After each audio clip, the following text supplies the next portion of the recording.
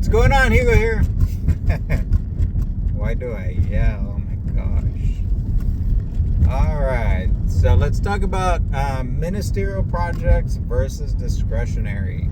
If you have any questions in regards to ministerial refers to what we call a process 1 application. An application that you submit and you can get your construction permit. Construction permit is just a general term for right-of-way, demo, building permit, public improvements, things of that nature.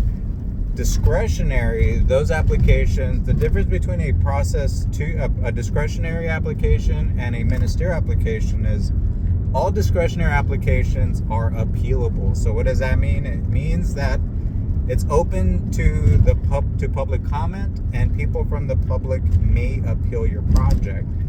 There are discretionary applications come in different shapes and sizes, and different process levels.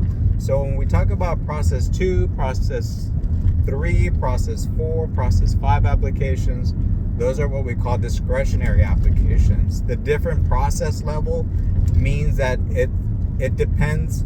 Each process level has a different decision maker. So a process 2 application is approved by a city manager.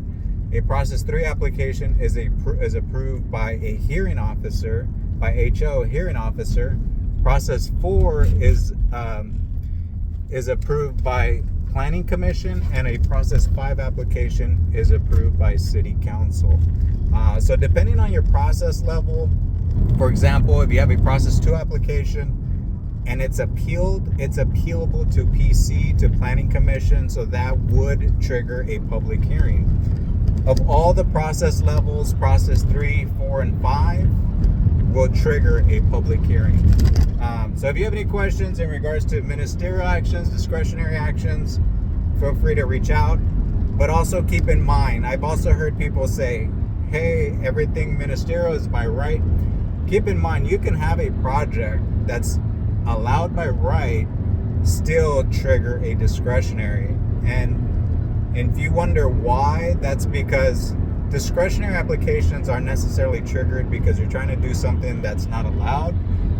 You may have a discretionary action that's triggered because of location. For example, if their project site is located within a coastal area, that triggers a coastal development permit. Although what's being proposed is allowed by right, a discretionary is going to be triggered simply because of location. A discretionary action may also be triggered based on site condition, although you're proposing something by right, because maybe there's ESL on that project site.